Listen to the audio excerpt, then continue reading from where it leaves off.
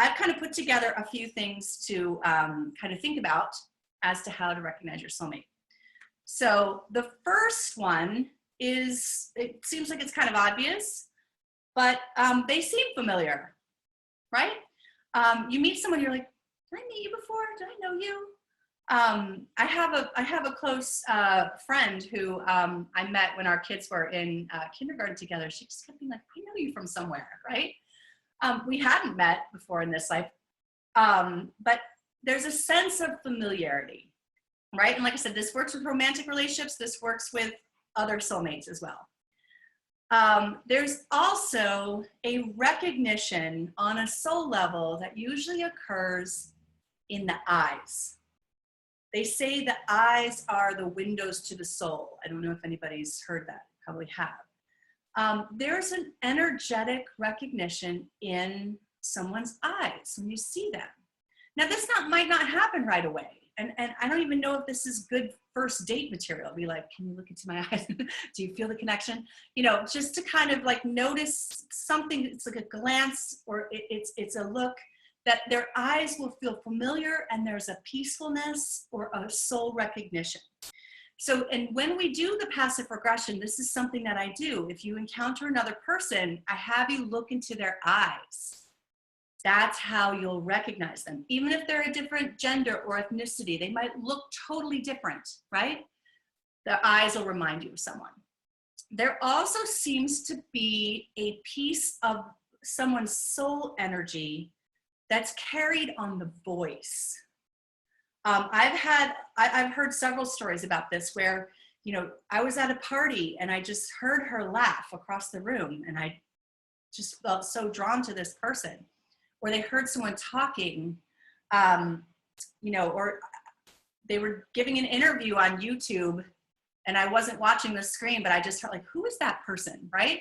So hearing someone's voice, I don't know how it works exactly. Like I said, we're talking about energy here, with the idea that our consciousness is energy, and there's different ways we emit energy. We also have chakras and these auras, right? Where we can connect energetically with a person. You know, that's generally something that we can tap into when we're kind of more familiar in the proximity, where there's more touch involved with the relationship, right? But for some reason, the voice seems to carry some sort of energetic recognition from the past life. I have heard people tell me that they experience deja vu around soulmate meetings. Like, that day just felt so weird. I had 5 deja vus in the week leading up to that, right? That there seems to be a little bit of like a blip in the matrix, that there's something, pay attention, right? Or a deja vu sensation connected with the person. Did I see them before? Not really sure. I also hear a lot of people tell me that they saw their soulmate before in a dream. This is really, really common. Like, I dreamed about them. I couldn't see what their face looked like. But I was really focused on the feeling of being around them, right? So deja vu sensations, dreams. Many soulmates also have a bunch of strange, weird, random seeming things in common, right? You might have the same birthday as his mother, or you could have been working for the same company, only 10 years apart, right?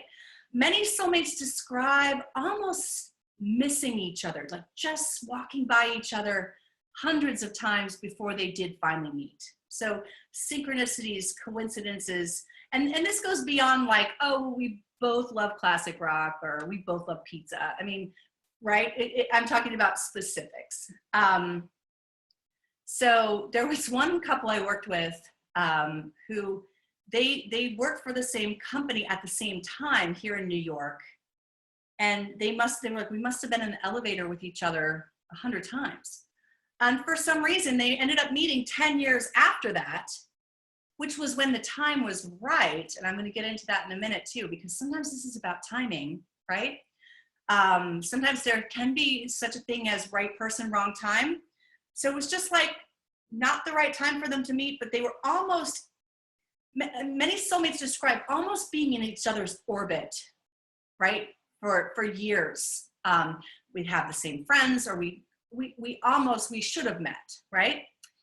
So that's a clue that someone might be your soulmate. And then the last one I have down here seems like it should be obvious, but I want to say it anyway. Meeting that person felt important.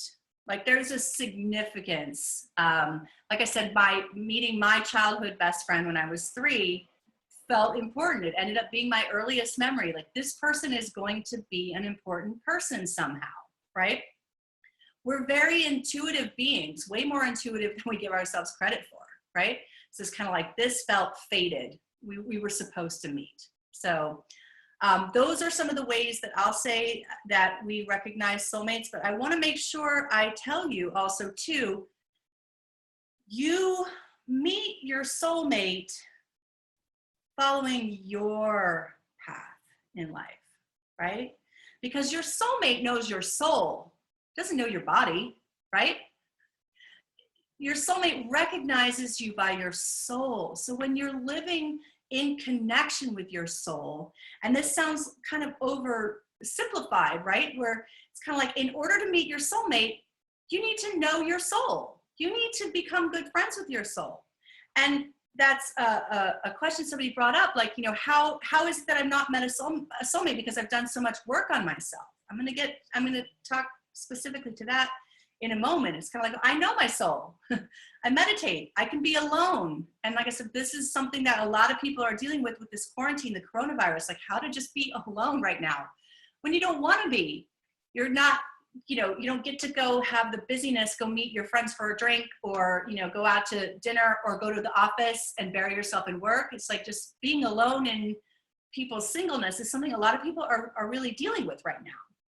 So the idea is to use that time to get to know your soul, because once you know your soul, you're shining your soul, you're exuding your soul energy. You're not hiding your soul energy. Your soulmate will find you based on that. So doing a passive regression webinar during a quarantine lockdown is a good way to get to know your soul, right? That will help, you know, to attract a soulmate. And I am a big believer, and I've experienced this myself in my own life several times, and it always leaves me in awe. 2 people who are meant to meet will meet, period. Period, period. You can do work on yourself. If you haven't met that partner, usually that tells me that your partnership is going to have a higher vibration. So it's true, the higher you climb, right? You do a lot of work on yourself, you're a giving person, you know your soul, you're doing your life's work, your life's purpose, you're a whole person on your own.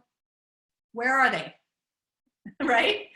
It's true that the higher you climb, the fewer people are going to meet you there, because your soulmate is going to resonate on the same level where you are, right? So if you've climbed really high, kind of looking around like, who else has done this much work on themselves, right?